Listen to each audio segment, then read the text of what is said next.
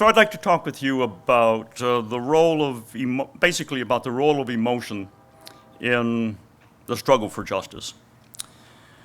Let me begin by describing for you the two episodes that first moved me to think, speak, and write about justice and led me to become active in various justice movements.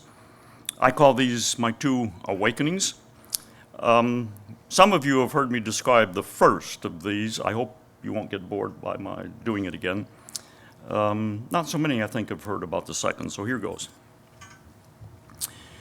I was a philosophy professor at Calvin College in Grand Rapids, Michigan, when in September 1975, I was sent by my college to a conference on Christian higher education in Potchefstroom, South Africa.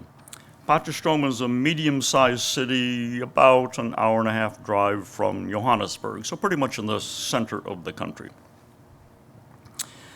At the time, only whites were admitted as students to the University of Potchefstroom. Times have changed now. Most of the South Africans present at the conference were Afrikaners. A few of them were from South Africa, were from the English community of South Africa. And there were a fair number of what were called in those days colored and blacks from South Africa. There was a sizable contingent from the Netherlands, some of us from North America, a few from Asia, and some from other parts of Africa. The conference was not about the South African system of apartheid. Most of you remember what apartheid was, correct? Okay, it was not about apartheid. Recall, though, that 1975 was some 15 years before the downfall of apartheid. Though apartheid was not the topic of the conference, it was the dominant topic of conversation at coffee breaks, at meals, and so forth. And it constantly threatened to intrude into the conference. Especially the Dutch were extremely angry at the Afrikaners. And Dutch and Afrikaans is a derivative of Dutch, so the Dutch and the Afrikaners could understand each other. The Dutch were very angry, and they did whatever they could to intrude the topic of apartheid into the conference. Question period, a Dutchman would get up and say, Professor van der Walt, the first thing you mentioned in your talk was very interesting, but that reminds me of apartheid. And so it went, until finally the Afrikaners, clearly thoroughly exasperated by this whole business, consented to hold a late night session devoted explicitly to apartheid, 10 o'clock in the evening. It was the most intense session I had ever then attended, and I think it probably remains the most intense that I have ever experienced. As I said, the Dutch were very angry at apartheid, and they were very well informed. Later I learned that the Afrikaners usually defended themselves against critics by saying, but you don't understand. They could not say to the Dutch, but you don't understand. So their response to the Dutch was, but you're so judgmental, you're so judgmental. So it went for, 30 minutes, the Dutch and the Afrikaners back and forth, until neither party had anything new to say to the other. But I noticed that they kept on talking for a while, even when they didn't have anything new to say to each other. But it quieted down, and then the so-called blacks and coloreds spoke up. They spoke up to my ear at the time, but I'd want them to say, to my ear, more in tones of hurt and anguish than of anger, but it may have been anger. They described the indignities that the system of apartheid wreaked upon them, and the ordinary indignities that they experienced in person-to-person contact, about being system of apartheid herding them off into the Bantustans, ripping them up from their ancestral homes in Cape Town, and so forth. And they issued a call for justice. I was profoundly moved by that call for justice, coming from these victims of injustice. But more than being moved, I felt that I'd been issued a call from God to speak up for these people. I didn't hear any voices in the air. It was their voices that I heard. I heard God's call coming to me in their voices, in such a way that I had the profound feeling that I would be unfaithful to my God if I did not speak up for these people. The response of the Afrikaners at the conference, who defended apartheid, to this plea for justice took me completely aback. They did not contest the charge of injustice. Instead, they insisted that justice was not a relevant category. A relevant category, they said, was order. One got the impression from them that there was a communist behind every bush and every boulder. But more important, they said, you have to understand that we Afrikaners are a benevolent people. You see, in South Africa, there are 10 or 11 different nationalities, depending on how you count. And the goal of apartheid was this visionary goal of each of these nationalities being able to, separate development, being able to develop in its own way, its own literature, its own language, its own style of basket weaving, of rug making, and so forth. And if each nation or nationality is going to develop in its own way, they can't be mixed through each other, right? They've got to be separated. They've got to be pulled apart, hence apartheid. So it's a great good that we are pursuing. Granted, some suffering comes along, but that happens for lots of great goods. And then in addition, they told stories about their individual treatment of so-called blacks and colors, how they gave clothes that their own children had outworn to the black family in the backyard, and so forth.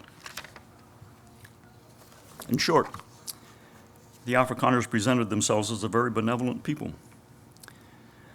And they complained that almost always their benevolence went unacknowledged.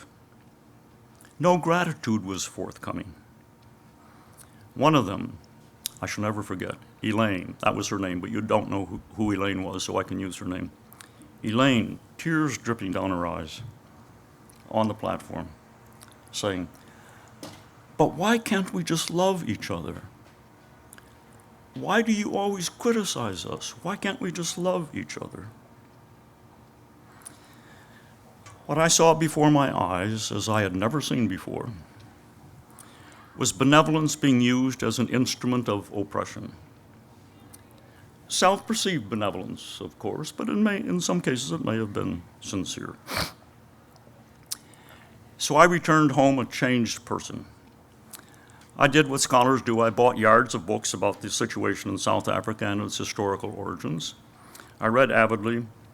I began to think, speak, and write in general about injustice in South Africa and about the particularities of it. I returned to South Africa quite a number of times, befriended a great many of the blacks and colored and some of the whites, and so forth.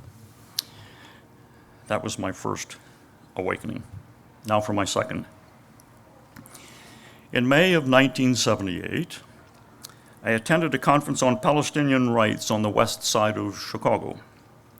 Remember, I was teaching in Grand Rapids, so it was a 3-hour drive around the tip of Lake Michigan.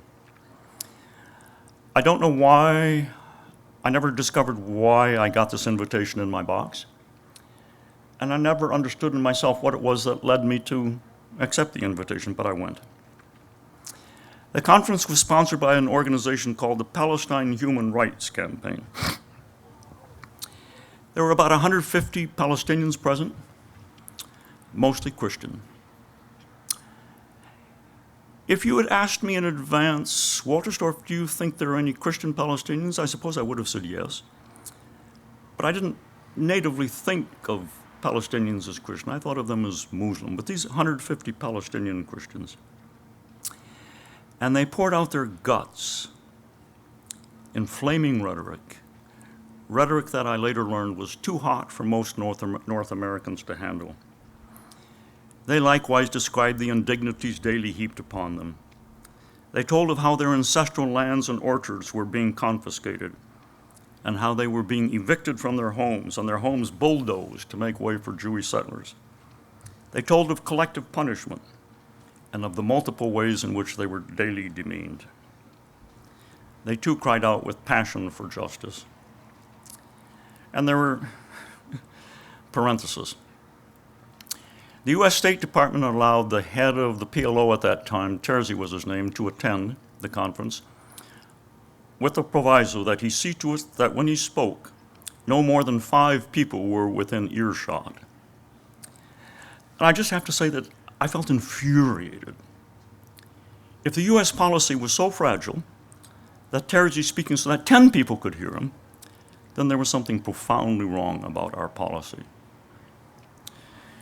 So once again, a cry for justice. Once again, I was deeply moved by that cry. And not only was I moved, once again, I heard God saying, Walterstorff, you got to speak up for these people.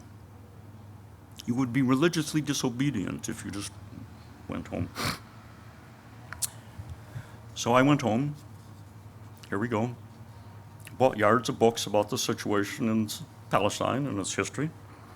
Spoke and wrote about injustice in the Middle East. I became head for a while of the organization that had organized the conference, the Palestine Human Rights Campaign.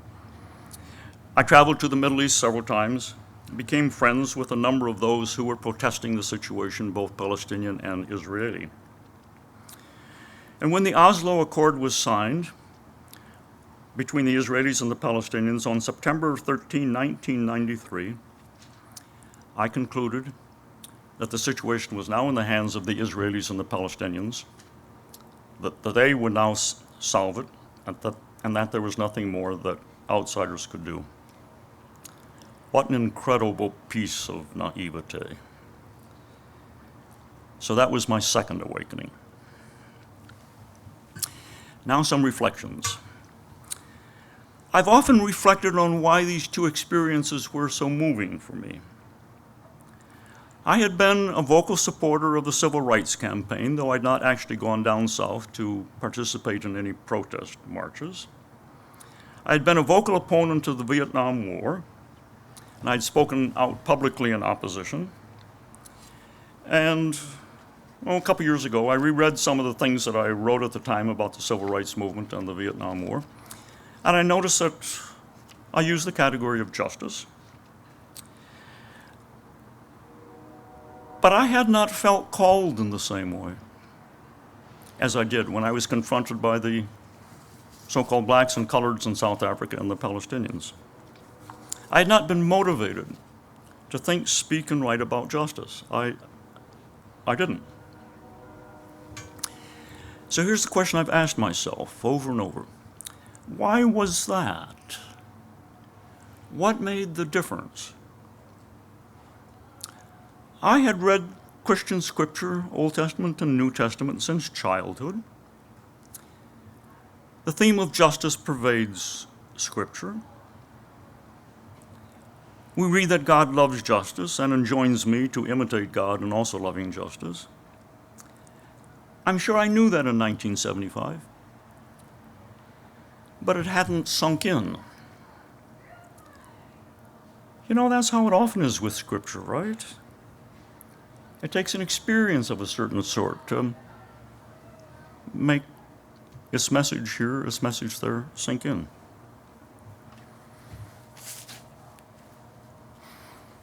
So why was I so moved in these cases? The answer that I eventually settled on was this. I had seen the faces and heard the voices of the oppressed, face to face, telling their story. Whereas that had not been the case, or had barely been the case, for my participation in the Civil Rights Movement and in the Vietnam War opposition. In his wonderful book, Just Mercy, it's a wonderful book, Brian Stevenson calls seeing the faces and hearing the voices of the wronged proximity. That's a nice word. I had experienced proximity in these two awakenings. That answer suggests a new question, obviously. And what was it about hearing the voices and tell their own story and see the faces? What was it about that so moved me? You could put it like this: what difference does proximity make? The answer to that question that I eventually settled on was this: seeing the faces of the wrong and hearing their story in their own voice evoked empathy in me. Empathy. By empathy, I don't mean compassion, and I certainly don't mean pity. I did feel compassion, but the compassion was incorporated within empathy. Look, I found myself empathetically united and identified with these people, emotionally identified with them. I felt anger with their anger, hurt with their hurt, humiliation with their humiliation. You know what I mean? Empathy, feeling with. Now, I don't doubt that some people are moved to struggle to right injustice by a sense of duty. Maybe some people are moved to struggle for justice because they think that that's what a good and virtuous person does. Maybe some are motivated by the conviction that this is how we are called to imitate God. But I've come to think that, generalizing from my own case, I've come to think that for most people, being motivated to struggle for justice requires emotional engagement. In my case, it was empathy with the victims. And sometimes it's anger at the victimizers. There's a wonderful organization in Honduras called the Association for a More Just Society. And I've gone down there several times. They do wonderful work. Head of the organization is Carlos Hernandez. And I shall never forget Carlos showing up for lunch one day and saying that he'd spent the morning at a meeting and found himself sitting across the table from two people who had, about a year before, murdered the main attorney of the Association for a More Just Society. And Carlos said he just felt anger welling up within him at the thought, not just the thought, the reality, that these guys were still free to perpetrate their evil deeds. So in my case, it was empathy. Empathy with the anger and the hurt of the blacks and the colors, so-called blacks and colors.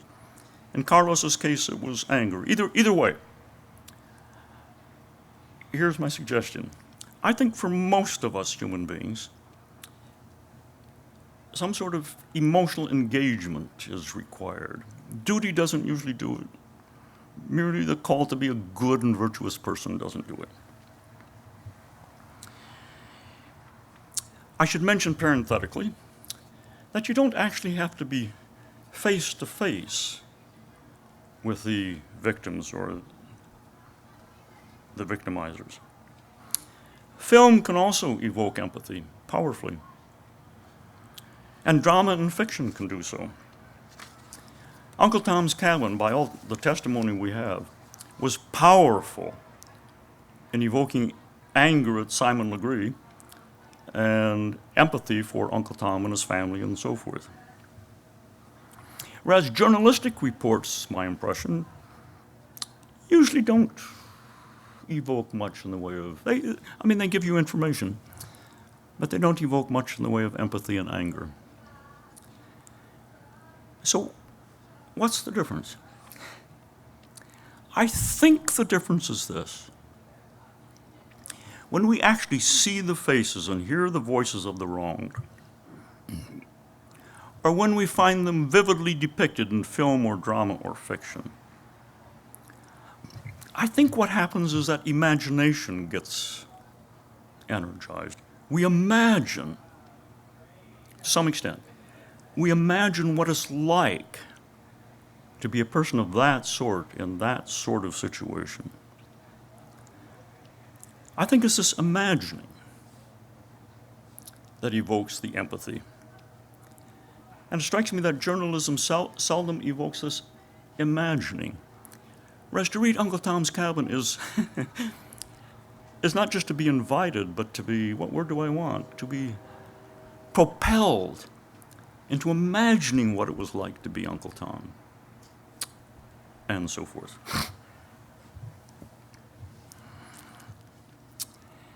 And now we get to another question that has rattled around in my brain for a long time, from the time of my first awakening. Empathy with the wronged was evoked in me by this face-to-face, voice-to-voice encounter. But empathy with those same people was not evoked in the Afrikaners who were defending apartheid at the conference, in spite of the fact that they had a lot more face-to-face, voice-to-voice contact with these same people than I did. And it's not evoked, let's face it, in most of the Israelis, who meet the same Palestinians that I met. So why the difference? Why me and other people, and not those people? As I say, they had far more contact with the faces and the voices than I ever did. Well, I suppose one explanation to consider is that the Afrikaners and the Israelis lack the capacity for empathy. I suppose in a few cases that's the right explanation, but a person who lacks the capacity for empathy is a sociopath, right? Just cold and unfeeling, a sociopath. Most of these Afrikaners didn't strike me as sociopaths. Most of the Israelis didn't strike me as sociopaths. They had a capacity for empathy. So why didn't they feel it?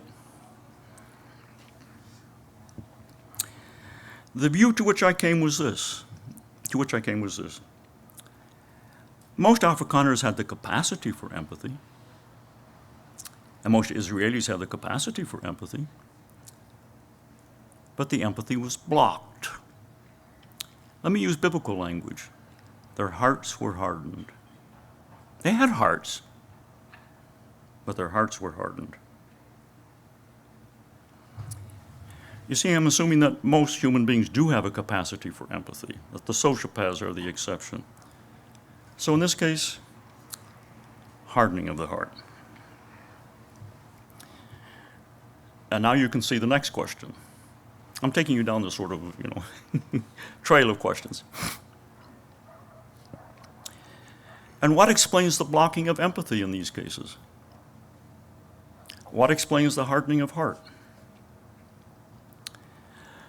Let me mention briefly 5 factors. I don't doubt that there are others, but 5 will be more than enough. Here's one reason.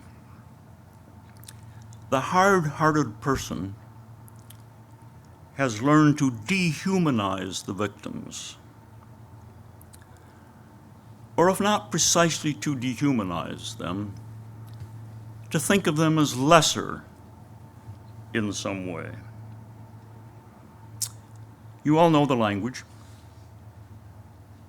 They are vermin, scum, Japs, Dagos, Jew boys, terrorists.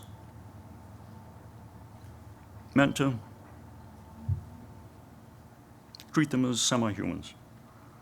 An Israeli general was once quoted as saying that the Palestinians are, I quote, drugged cockroaches running around in a bottle. If that's how you think of them,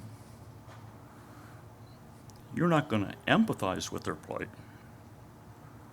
Arabs, it is commonly said by the Israelis, respond only to force. The assumption being that other human beings, like you and me, we respond to reason and other things than force. You see, they're different, not quite human. I think that's one powerful empathy blocking, heart hardening factor. Here's a second. Another reason why empathy is often blocked and hearts hardened is that the people have embraced a story, a narrative, which says that the plight of the victims, that the plight is of their own making. And if it's of their own making, you don't empathize with them. I mean, you regret, but you know, it's their own fault that the poor are poor. The Palestinians fled their villages in 1948 of their own accord. They weren't driven out, they just left. Because some Arab leaders suggested that they leave. And they just refused to negotiate. It's their own fault. It's of their own making. Empathy is out of place. The poor are lazy. Whatever. A third reason, somewhat similar, for the blocking of empathy and the hardening of hearts, is that the hard-hearted have embraced not so much a narrative of historical narrative, but have embraced a visionary ideal of some great good to be achieved by the present policies. That's what I indicated that's what the Afrikaners thought, that there was the great good of separate development. And it causes some suffering, but great goods cause suffering. And that's unfortunate. But the great good outweighs the present suffering. So you harden your heart, and you do what must be done to achieve that future great good. There's a wonderful film about Cambodia and the revolution there, and in the film, Pol Pot, the leader, really says this to his followers at one point. Quote, "You must rid yourselves of emotion and become purely rational." Now, I don't know what Vietnam word, the English word rational is translating, but that's really striking. You must rid yourselves of emotion, empathy, and become purely rational. There's a great good to be achieved. A fourth reason why empathy is often blocked is that one feels loyal to one's own people.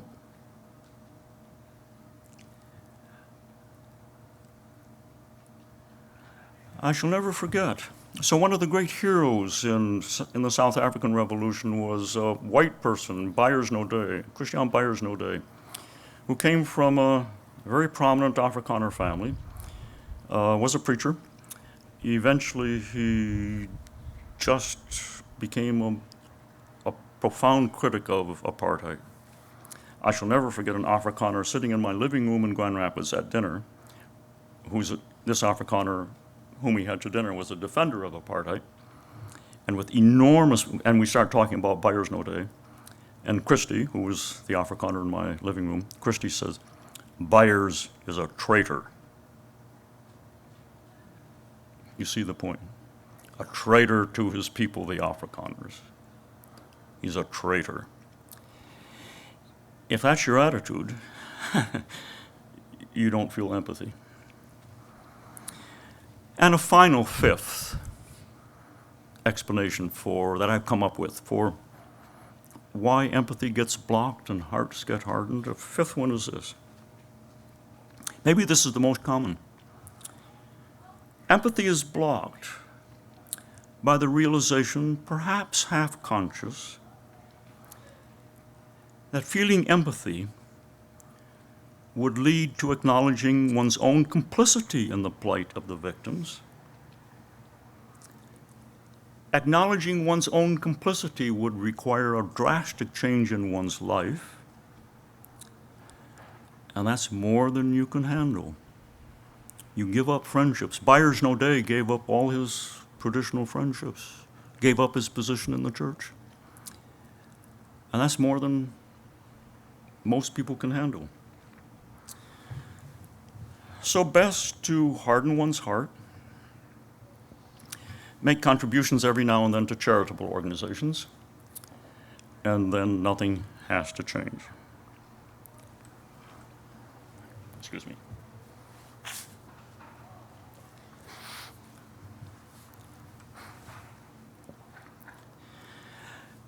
Now, to evoke empathy for the victims and those whose, this topic. So how do you evoke empathy in those whose hearts have been hardened? What do you do, thus to advance the cause of justice?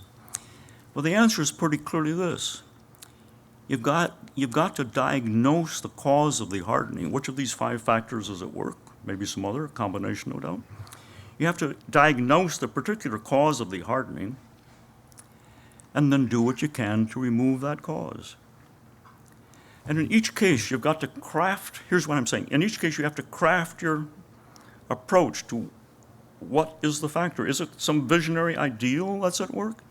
Is it a story about the past that's doing the work? Is it just the dread that if I acknowledge it, I'm going to have to change my life and I can't stand to do that?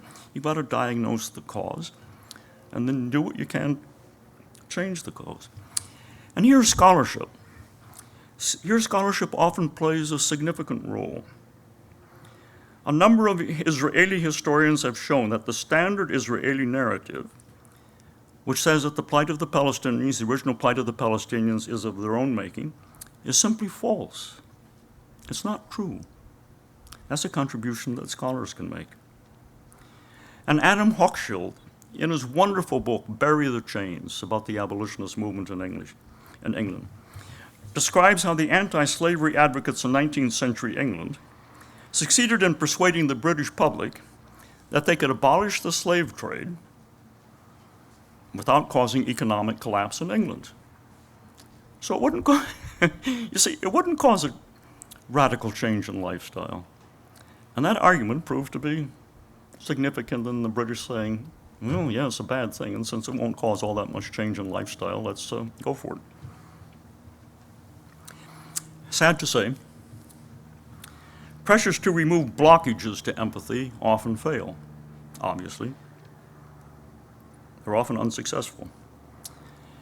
And then pressure of one kind and another has to be applied. That's what happened in South Africa. The boycotts clearly had an effect. So that was about why was empathy evoked in me and not evoked in people who saw the same people far more often than I did. Now a different but related point. Sometimes empathy is evoked, but no passion for justice is motivated, right? And a common example of that combination, empathy but no passion for justice, is hand-wringing. It really is too bad. It breaks my heart. But there's nothing to be done. There's just nothing to be done. It's most unfortunate. I wish it were different. I wish the Afrikaners would treat the so-called blacks and colors better, but there's nothing to be done. In other cases, I think that's the hand-wringing response, the empathetic hand-wringing response is common. In other cases, empathy evokes charity and benevolence rather than justice. Let me say it again. In other cases, empathy is evoked, and it's not hand-wringing, but it's charity and benevolence. We see photos of pitiful-looking little children in Haiti who are orphans. We are touched. We really are. We feel empathy. So we send a contribution for the alleviation of their plight to the charitable organization, whose name appears below the photo. And we don't ask whether these orphans are the victims of injustice. We're just moved to charity, benevolence. Let me develop that point a little bit. Why does empathy so often evoke benevolence rather than justice, the attempt to right injustice? Why does it so often evoke charity for the plight of the oppressed rather than the attempt to alleviate their plight? I'll put it very pointedly. Why is it easier to get support for relief and development projects than for justice projects unless the justice projects are in some distant land. Let me say it again. Why is it much easier, as it is, to get support for relief and development organizations and projects than for justice projects, unless the justice projects are off in India or Manchuria or something like that? Well, sometimes the empathetic person genuinely does not believe that justice is at stake. Really doesn't believe that justice is at stake. The thought of justice doesn't cross his mind, or it does, but he thinks it's it's a natural misfortune, it's not injustice or whatever. Whatever the cause, he's oblivious to the injustice. He only sees suffering people. And so he dispenses charity. And here again, the work of scholars and journalists is really important to identify for us cases in which injustice is at stake. It's not always. There was an earthquake in Haiti, right? Earthquakes around the world too. The Afrikaners who spoke up at the conference did not strike me as sociopaths. They did not strike me as hard-hearted in general. Some of them were genuinely empathetic to they really felt the plight of the so-called blacks and colors, but they didn't believe that justice was the issue, or so they said. And so, charity and benevolence. So I think that's one reason. What do you think? I think that's one reason why empathy with the victims often evokes charity and benevolence rather than the struggle for justice. The people really aren't aware that injustice is involved. The social analysis that would bring it to light, they're not aware of. Let me give you a simple example of it. A few weeks ago, I was talking with a friend of mine who's a member of a congregation in inner city Grand Rapids. And he described to me the following episode. For the past 2 years, he said, at Thanksgiving, the congregation had distributed food baskets, Thanksgiving food baskets, to the people in this area of more or less impoverished Grand Rapids. After the second time they'd done that, the owner of a local 7-Eleven store came to them and asked them, would they please stop? Why is that? He said, you know, I barely managed to keep this 7-Eleven store open here. The biggest weeks in the year are the weeks before Thanksgiving and Christmas. And I had almost no business these past 2 Thanksgivings because you people were distributing all the food. I can't go on. So the congregation said, from now on, at Thanksgiving, we'll buy as much food as possible from your store. But in this case, they really were ignorant of the fact, oblivious to the fact, I should maybe say, that they were doing injustice to this owner of the 7-Eleven store. So sometimes ignorance is the account, explains why it is that the empathetic people go for benevolence and charity rather than for justice. But I think in other cases, what do you think? I think in other cases what happens is that they resist acknowledging that injustice is at stake. It's not so much that they're ignorant, but that they resist. And that's because, let's face it, dispensing charity is in general a lot more comfortable than struggling to right injustice, correct injustice. In what way is charity more comfortable? Well, at least 2 ways. The struggle against injustice almost always evokes hostility and anger. Seldom do relief and development projects, I mean, sometimes they do, but usually they don't evoke empathy and anger. But when you struggle against injustice, you're opposing the victimizers, and they want to keep on doing what they're doing. And a lot of us human beings, we don't like conflict, right? Certainly we don't like dangerous conflict. Had I mentioned that Association for a More Just Society in Honduras, about, 4 years ago, its head lawyer was assassinated on a main street in Tegucigalpa. The work that ASJ does, Association for a More Just Society, is dangerous work. They get people angry. The heads of the organization have round-the-clock bodyguards assigned to them and paid for by the Honduran government. Most of us, we don't like conflict, and we certainly don't like danger. So let's do relief and development. And I think there's yet a second way in which dispensing charity is more comfortable than struggling against injustice. And this finally, really, as I see it, gets to the heart of the difference between charity and justice. Not only does charity usually not get you into conflict, it's usually morally optional.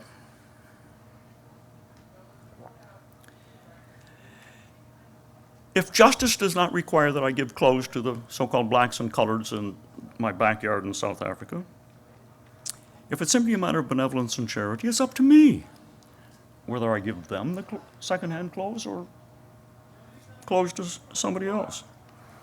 I'm in charge. It's up to me to decide whether or not to give the clothes. And I can set conditions on the benevolence, as the Afrikaners did. They said to the so-called blacks and coloreds, you've got to behave. The Israelis persistently say to the Palestinians, you've got to behave. You've got to stop the terrorism. We won't talk to you if you engage in acts of terrorism. You have to behave. Now that's what benevolence can do. It can set conditions. It's optional. You can choose these rather than those and choose the ones you prefer. But justice is not morally optional.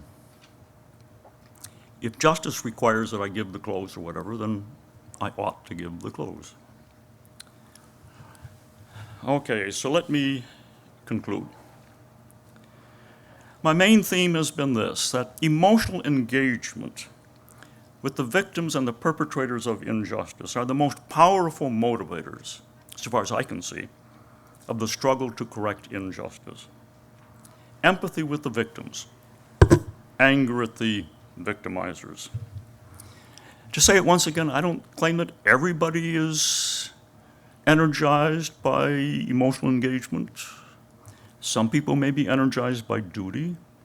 Some may be energized by, this is just what good and virtuous people do. But if I can generalize from my own experience, I think it's emotional engagement.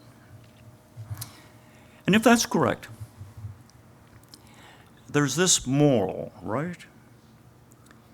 If you were the sort of person, or you and your friends, if you want to engender support for a social justice movement, you've got to do what you can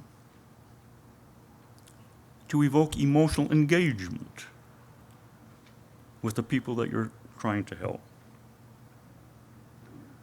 For those whose hearts are not hardened,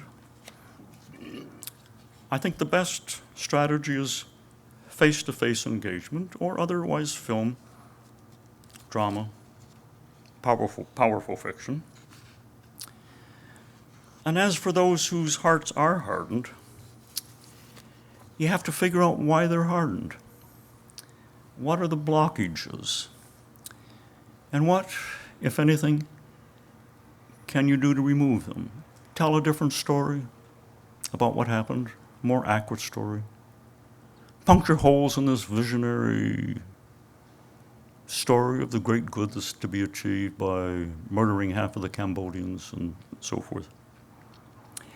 And you've got to do what you can to counter the all-too-human response of hand-wringing, of doing nothing. Let me close.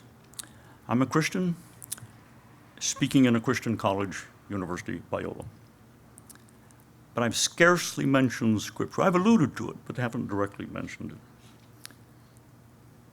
So what role does Scripture play in the struggle to correct injustice? Need I tell you that empathy with the wronged is blocked in Christians as well as in non-Christians? All the Afrikaners at the conference identified themselves as Christians. Need I tell you that Christians as well as non-Christians often prefer hand-wringing or charity to getting involved in the dangerous, conflictual struggle to correct injustice? Ever since my two awakenings, a good deal of my writing has been devoted to trying to open the eyes of my fellow Christians to the stirring biblical message that God, our God, loves justice, renders justice to that quartet of the vulnerable that comes up over and over again in the Old Testament, the widows, the orphans, the aliens, and the impoverished. That God loves justice, especially for them, since their daily lives are lived in situations of injustice. And that God hates injustice, and that God enjoins you and me to join God in struggling for justice and against injustice. That's what I've tried to do, open the eyes of my fellow Christians to that biblical message.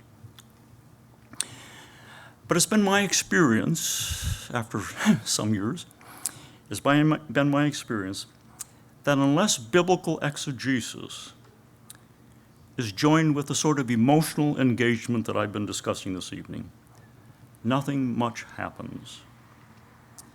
So tonight I've not done the biblical exegesis. I could have done that, but instead the emotional engagement part of it.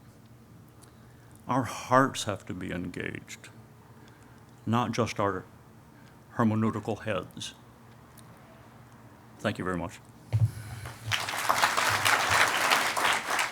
What do you perceive as being the greatest injustice in the world today, and do you have any recommendations on how a person can go about righting it? What do you perceive as being the greatest injustice in the world today, and do you have any recommendations on how to right it? The mics pick that up for recording. What do I perceive as the greatest injustice? Count them. I don't know. What's happening in the Middle East is unspeakably unjust in every country in the Middle East. I think in our country, U.S., it's how we treat prisoners that is a good candidate for being the grossest case of injustice. I have friends in my church who are deeply involved in prisons in Michigan.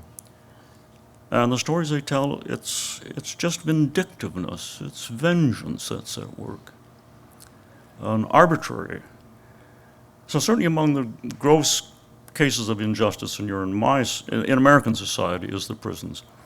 I suppose worldwide it's the Middle East. International Justice Mission does a fabulous job with enslaved labor around the world. They claim, and for all I know that's correct, that there are more people in slavery today than ever before in the world's history. We just don't hear much about it. So it's all around us. Now the fact that there are so many examples of gross injustice in our country and around the world immobilizes a lot of people. That's another cause of hand-wringing, not so much that nothing can be done, but there's so much that where do we start? My advice is simply be alert. If one touches your heart, go for that one. It was the blacks and coloreds in South Africa and the Palestinians that first touched my heart. So I went for it. There were cases of injustice in Grand Rapids, Michigan that I could have worked at instead. But my advice is go with the cause that God drops on your doorstep. And don't just say, oh, I wish God had dropped some other one on my doorstep. Go with the one that drops on your doorstep. I think that's my best advice for not being immobilized by countless situations of injustice around the world. Another question? Up front, we've got several.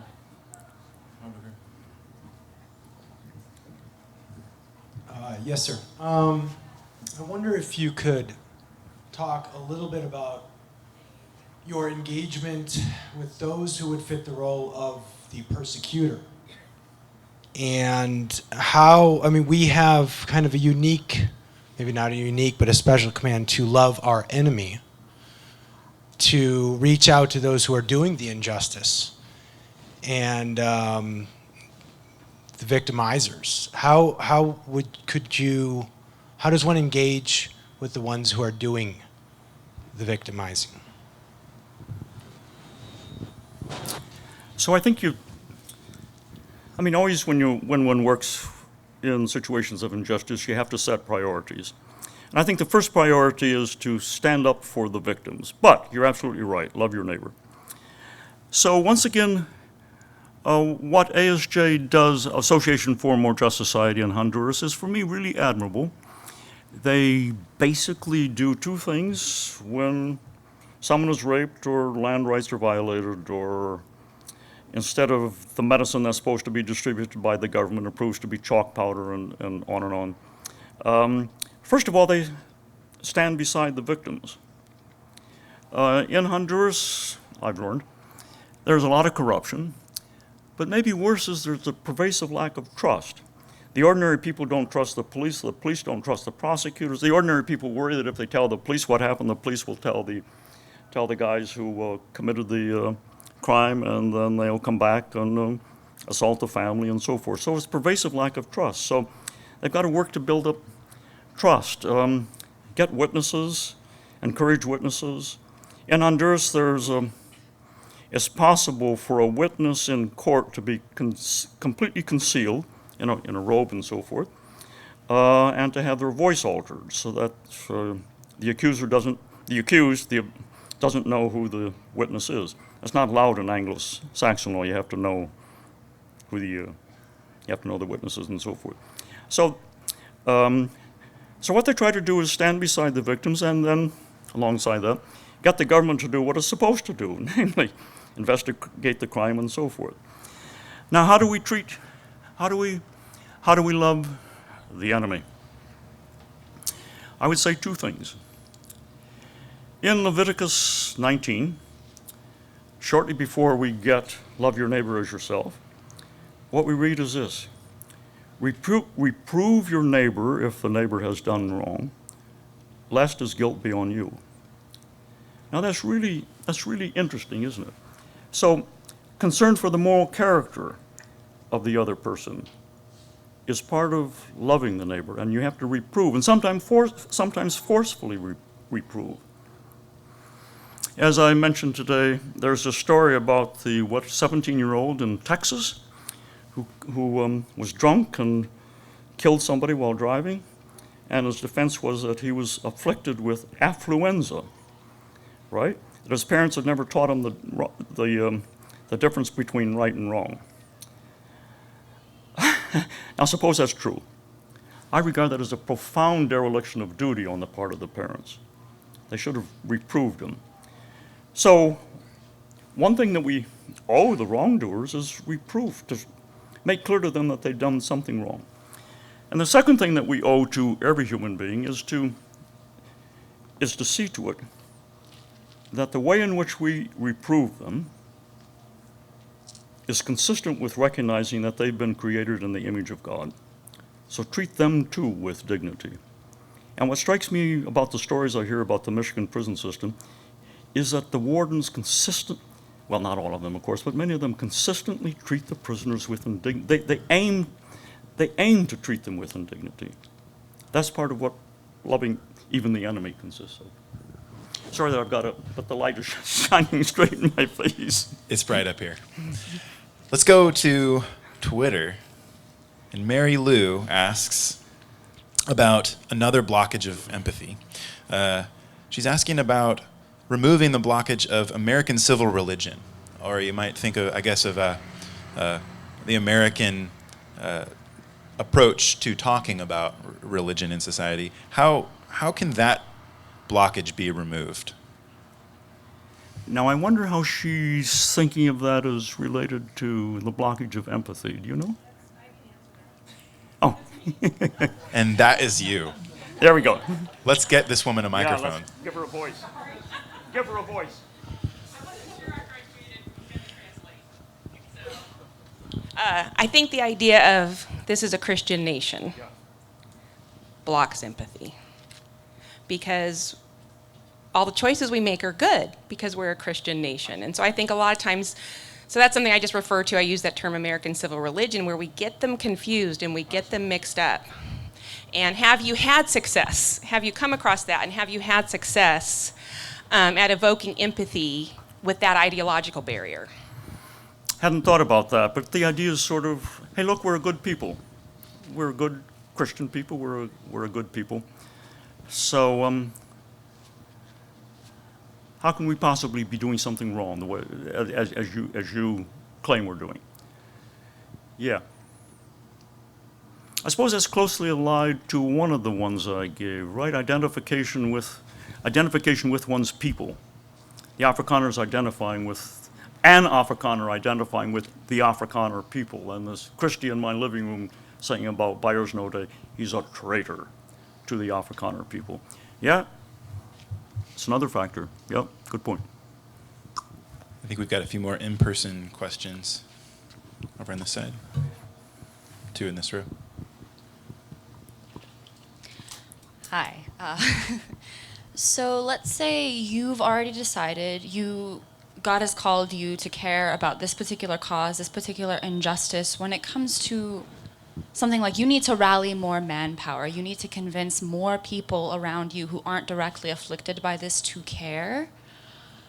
Keeping in mind how many different causes people are barraged with constantly, how do you go about that? How do you differentiate between this isn't the cause this person is called to care about, and no, this cause deserves your attention right now above all 1.5 million other things that you're hearing about?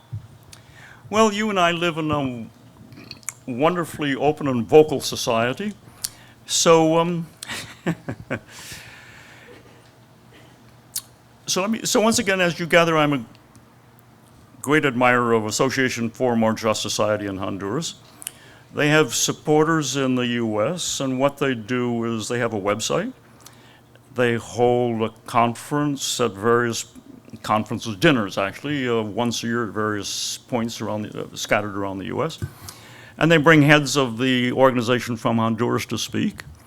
And these people are incredibly eloquent, the ones. So they've devised and then they show films of the people that they're aiding in Honduras and so forth, and how the cause is going. And so you utilize the media in whatever way you can.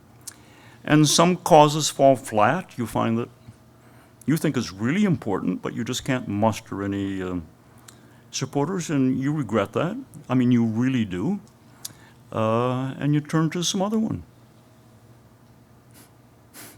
Best I can do. International Justice Mission, how does it enlist people? It's a terrific organization. Once again, it's been very successful. I mean, what it does is websites, and it tells the stories, vividly tells the stories of enslavement in India and Afghanistan and so forth. And it shows pictures. So it does exactly the sort of thing I'm talking about. You see the faces, and you're able to. It's not just journalism. It's not just black on white reporting, but it's enabling and inviting us to imagine. That's what you try to do. And for some causes it doesn't work, or doesn't work right away. There was another question in this row.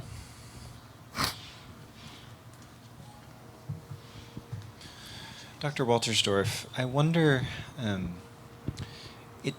it seems there would be a difference if you're trying to awaken empathy in people who have blockage. It seems there would be a difference between doing that as someone who is observing a conflict from the outside and doing it as the victim within a conflict. I wonder if you can speak to how it works for the second group. So you're the victim within a situation of injustice. How do you evoke empathy in the part of those who are doing you wrong? Yep, that's a very good question. A more elaborate analysis of social protest movements would distinguish between supporter movements and what do you want to call it? Participant movements or whatever. Those who are actually suffering from the injustice and those who are supporting the cause of those who are suffering from injustice. So, so I got involved, in various ways in the anti-apartheid movement in South Africa, and that was largely a participant movement. I mean, there were outsiders, but it was largely a participant movement. And they adopted various strategies: marches, prayer services, songs. Music played an incredibly, and music often plays an incredibly important part. Music played an important part in the civil rights movement. So music, posters, they enlisted art of various sorts. I didn't mention that, but so in the case of the South Africans, protest movements, art, lots of worship services, and just keeping alive the cry in all kinds of ways. This must not be. Remember Sharpeville. There was a massacre at Sharpeville. So one of the cries in the protest movement in South Africa was "Remember Sharpeville," and that's fairly characteristic. That especially the participants will keep memory alive of some outrage. Remember John Brown in the Civil War and so forth. Those are some of the strategies. But it's important to distinguish, between participant movements and supporter movements. In the case of the abolition of slavery, it was largely supporter movements. So the slaves themselves, a little bit, but they were almost immediately squelched. It was supporters in England and the U.S. I'm going to do another Twitter question. This comes from Nick. When a blockage to empathy is removed from an oppressor, how can we aid in moving the oppressed and the oppressor toward reconciliation? Ah, yes.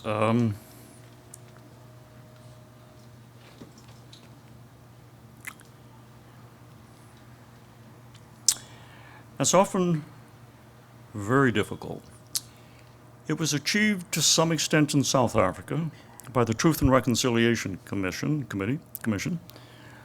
by the commission insisting on the victimizers telling the truth of what had happened. They hoped that the victimizers would express repentance, but they didn't always succeed in that. But it turned out that telling the truth was important. But there was another part of it. They made the decision that they would not punish all past infractions of justice. And that was a controversial decision. But I think reconciliation in South Africa, I think the fact that reconciliation was just to a fair extent achieved, I think the fact that they didn't pursue punishment of everybody was an important consideration. Ford decided for social peace decided to pardon Nixon. A lot of people were adamantly opposed to that decision, but I'm inclined to think it was probably the right decision. So part of what happens is, under certain circumstances, foregoing punishment or foregoing part of the punishment. And that, raises the question, are we, by foregoing punishment of the victimizers, are we once again victimizing the victims?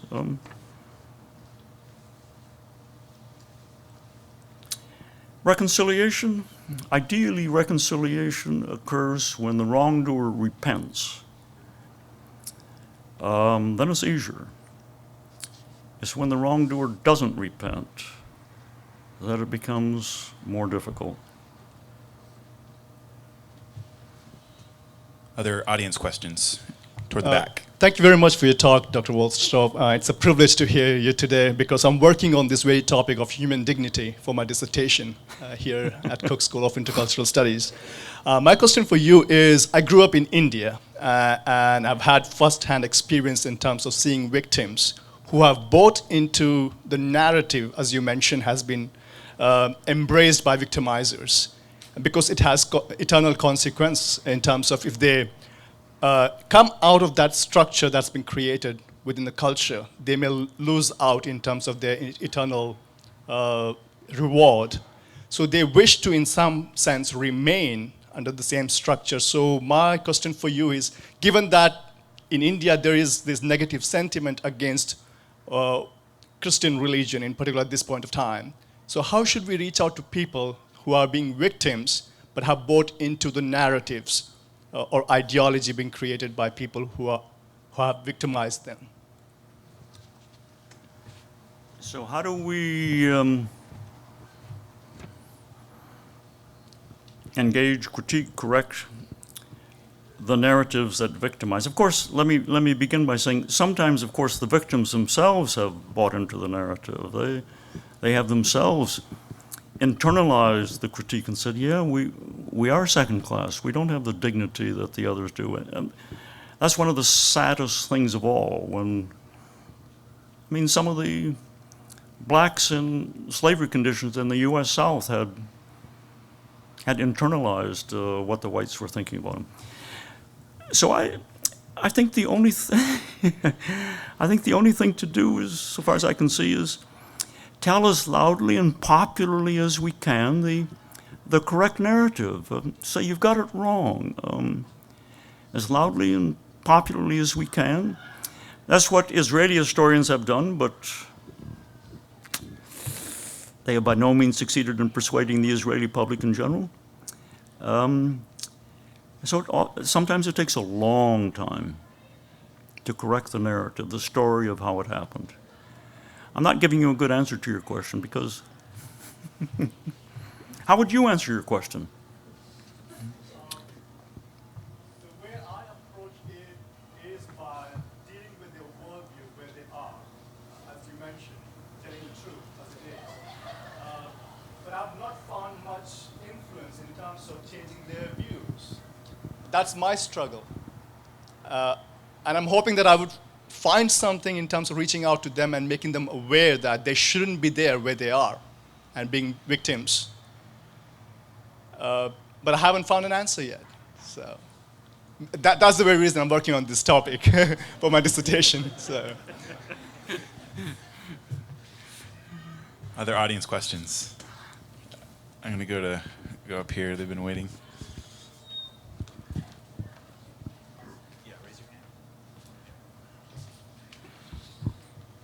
I'm sorry to be, sort of shielding myself from your. Hey, look, I'm avoiding your faces, but I'm listening to your voices. Okay. So I think one thing that blocks my empathy is just kind of the overwhelming overload of information, how fast things travel. Ever since I was little, I've seen people run planes into buildings and people getting shot up on TV. And I think I found myself not being able to watch news and kind of be informed because I find myself in this constant state of mourning. And I kind of numb myself from that. What do you think is one way I can kind of combat that and get back into feeling empathy and de-numbing, I guess? So the problem of overload. You listen to the news on television and you're reading the paper and there are these injustices and assaults across the world and you feel overload. So my advice really is pick one or two. And in some ways it doesn't all that much matter. The one that for some reason strikes your heart or God just drops it on your... Look, when I went to South Africa, I wasn't looking for a cause. When I went to this conference on Palestinian rights, I wasn't looking for a cause. The cause came to me.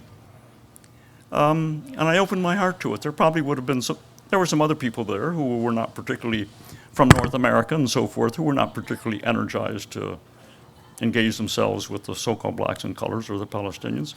But open your heart and select the one that touches your heart. Sort of listen to the others, but say, look, I'm focused on this. That's all I can do. That's fine. Support prison reform. And say, yes, I know terrible things are going on in Syria. Yeah, I know that, but I'm working at prison reform in Southern California. So that's really my advice. Focus. And you do that by whatever touches your heart. And not entirely block out the others, but sort of receive them as information. And that's okay. You're not God. Neither am I. Going online to another question, how do we deal with violence in response from the victims? So when victims also take to violence, this occurs. This guy Paul online is saying he references like Black Lives Matter in the Black Lives Matter movement when or at other public events, and I'm not sure, but this matter of when the victim is pushed to the edge of violence themselves. So it is important, as I said. It happens over and over again that you don't succeed in unhardening the heart and opening up empathy. So pressure has to be brought to bear. It's really important that only as a very last resort, and I'm not sure of that, it's really important that the pressure be nonviolent. The people in the anti-apartheid movement in South Africa were almost, I think I can almost say well, there were a few exceptions, but almost all the religious leaders, Boesak, Tutu, and so forth, were all strenuously opposed to violence. They thought it was wrong, and anyway, they thought it was counterproductive. But they were extremely inventive in devising other forms of protest, marches, and, as I say, prayer services. Some of these prayer services got the Afrikaners very angry. There was a famous prayer service held outside of Cape Town, a suburb of Cape Town, for the downfall of the Afrikaner regime. Did you hear what I said? A prayer service for the downfall of the government. Now, behind that has to be a certain hermeneutic of what Paul says in Romans 13 about our relation to the government and so forth. But they said, but the government isn't doing what Paul said the government should do.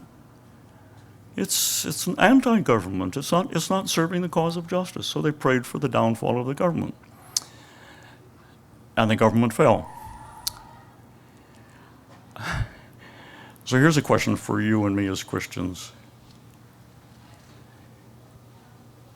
Can we say that God, in response to that prayer service, brought down the Afrikaner government? Do we dare to say that? Do we dare to identify in that way God's action in history? The leaders of the prayer service, which was held, I forget, 9 months before the Afrikaner regime actually fell, held another prayer service to thank God for having answered their prayer. I guess that gets a lot of us kind of nervous, but should it? Where did this start? Where whose question was it? That was from.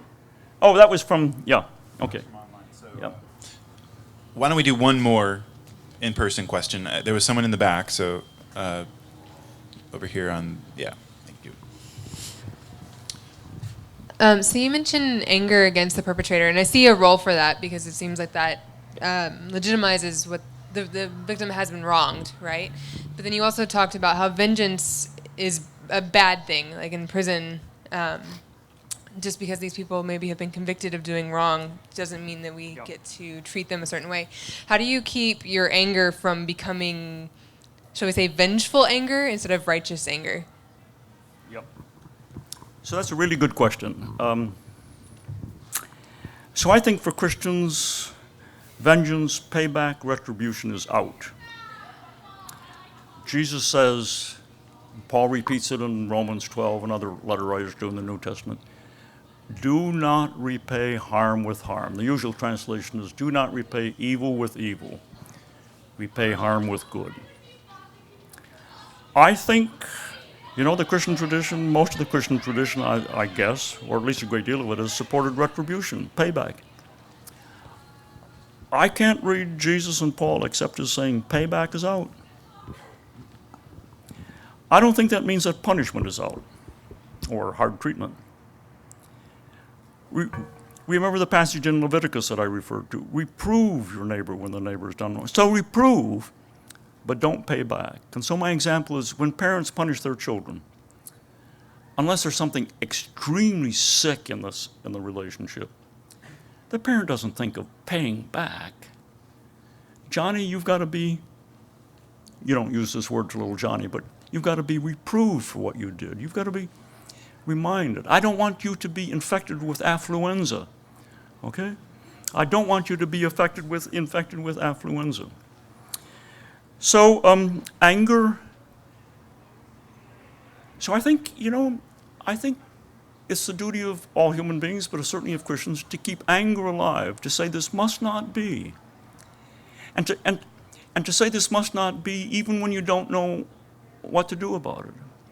The Russian Christians, before the downfall of the communist regime, a good many of them said this must not be. And then we Americans are inclined to say, well, why don't you do something about it then? What were they supposed to do? So anger, I see anger as the cry, this must not be. But it must not turn into payback. Can we please thank Dr. Wolterstorff one more time? Thank you.